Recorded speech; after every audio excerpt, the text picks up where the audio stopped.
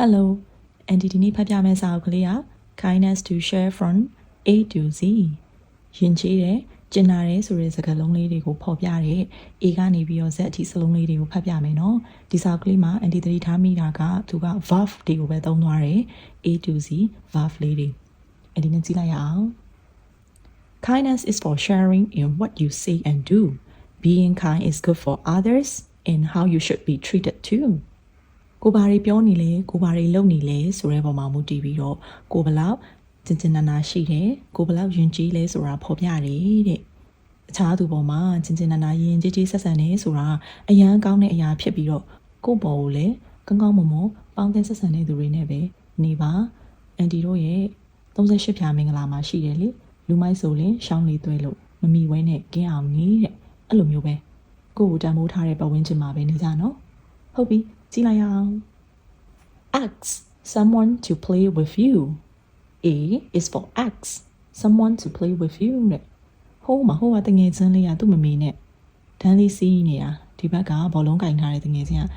လာပါငါနဲ့တူတူလာကစားပါလို့ဖိတ်ခေါ်တယ်နော်တယောက်တည်းဖြစ်နေတဲ့ baby လေးကိုနောက်တစ်ယောက်ကဖိတ်ခေါ်တယ် Ask Bring flowers to a person who needs cheering up ဟောဂရင်လေးပေါ်မှာလက်ကလေးကျိုးလို့အပြစ်မထွက်ပဲလှဲနေတဲ့တငယ်ချင်းစီကိုတခြားတယောက်ကလူနာလာမိတဲ့အခါမှာပန်းလေးတွေယူလာတယ်နော် B is for bring but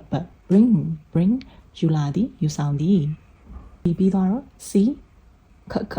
collect canned food for people who are hungry ဗိုက်စာနေတဲ့သူတွေကိုဝေပေးဖို့အတွက် canned food လေးတွေစုဆောင်းပါတဲ့ C is for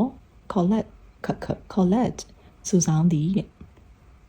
Do something nice for another person just because အကြောင်းပြချက်တွေမလိုဘဲနဲ့အခြားသူတွေအတွက်ကောင်းတဲ့အရာလေးတွေကိုလုပ်ပေးပါတဲ့ Do လုပ်ပါလုပ်ဆောင်ပါဒီမှာဆိုရင်ကိုနဲ့မမနဲ့ကခြံရှိရတိရွက်6တွေကိုဒီပျက်စီးလဲနေတယ်အမိုက်လေးတွေထည့်ပြီးတော့အမိုက်သိမ်းနေ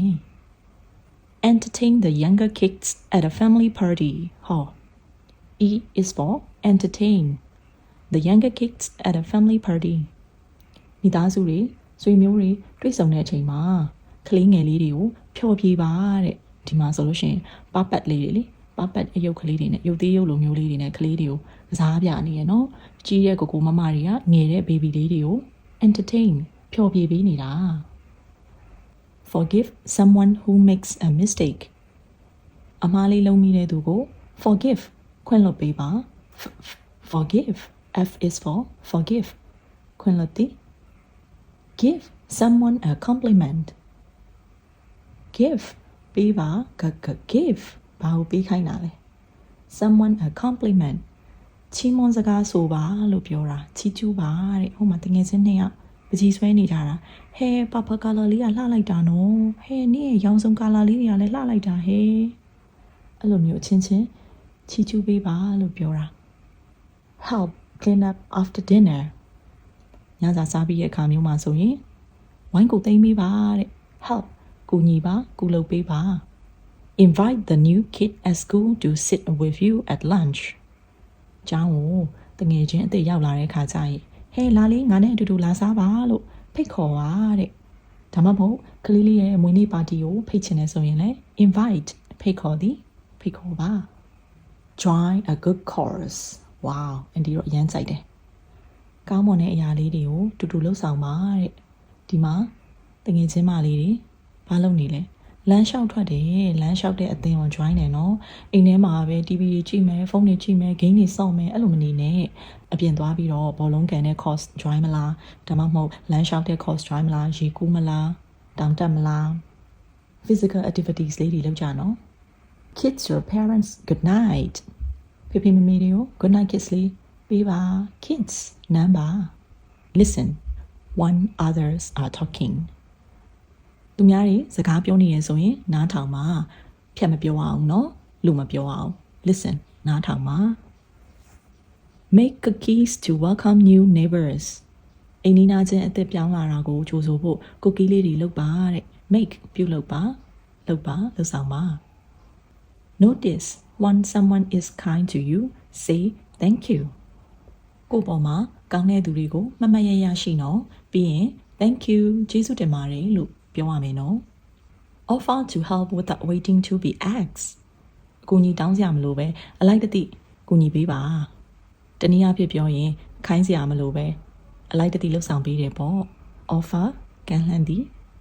pick up after yourself ကစားပြီးရင်ဘာလုပ်မလဲပြန်ကသိမ်းရမယ်ကိုဖွာထားတဲ့အရာတွေကိုဘာသာကိုပြန်ကောက်သိမ်းရမယ်နော် quiet down when others are trying to sleep အိမ်နေတဲ့သူတွေရှိရင်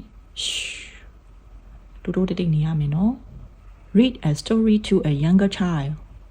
ကလေးငယ်လေးတွေကိုတွေ့ရင်ပုံမြင်လေးတွေဖတ်ပြပါ say I love you ချစ်တယ်လို့ပြောပါကိုချစ်တဲ့သူတွေကိုချစ်တယ်လို့ပြောနော်ဖေဖေမေမေဖဖိုးဖွားဖွားကိုမမတွေအကုန်လုံးပဲ think before you speak choose kind words မပြောခင်မှာစဉ်းစားပါပြောမယ်ဆိုရင်လေယဉ်ကျေးတဲ့စကားလုံးလေးတွေကိုရွေးပြီးပြောနော် use other people's thing with care ask first ခြားသူရဲ့ပစ္စည်းတွေကိုသုံးမယ်ဆိုရင်ဂရုစိုက်ပြီးသုံးရမယ်နော်အရင်ဆုံးခွင့်တောင်းရမယ်နော် visit people in a retirement home ပြင်ဆင်ယူသွားတယ်အနားယူသွားတယ်တနည်းအားဖြင့်ပြောရင်တက်ကြီးရွယ်ကိုဖိုးဖိုးဖွားဖွားတွေစီကိုသွားလဲပါတဲ့ဖိုးဖိုးဖွားဖွားတွေကအသက်ကြီးသွားတော့အထီးကျန်နေကိုရီးယားမကြာခဏသွားလဲပေးရမယ်နော် wait your turn ကိုအလှကိုစောင့်ပါတန်းစီပြီးစောင့်နေနော် explain how to play a game so others can join in explain ရှင်းပြပါတဲ့ဒီ game လေးဘယ်လိုကစားရလဲဆိုတာကိုခြားသူတွေကိုရှင်းပြပါတဲ့အဲ့ဒါမှခြားသူတွေလည်းဆော့လို့ရတယ်တူတူဆော့လို့ရတာပေါ့ yell good things at a game like yay and go team go game ပွဲတွေကိုတော့အားပေးတယ်ဆိုလို့ရှိရင်အခြေကြီးအော်ပါတဲ့ yell အော်ပါ like yay လို့အော်လို့ရတယ် go team go go go သွားတာကိုအားပေးတဲ့အသင်းကိုခြေကြီးအော်ပြီးအားပေးလို့ရတယ်နော် zip a younger child's jacket ကလေးငယ်လေးတွေရဲ့ zip လေးတွေကိုဆွဲတင်ပေးပါတဲ့ကလေးငယ်လေးတွေက zip မဆွဲတတ်သေးဘူးဆိုရင် zip လေးကိုဆွဲပေးပါတဲ့ကဲဒါကတော့ anti A ကနေပြီးတော့ Z အထိ share ထားတဲ့ kindness words လေးတွေပါအခြား kindness words တွေအများကြီးလည်းထပ်လေ့လာလို့ရတယ်နော်ကလေးတို့သိတဲ့ kindness word လေးတွေ anti ကိုပြန် share ပေးနော်တတား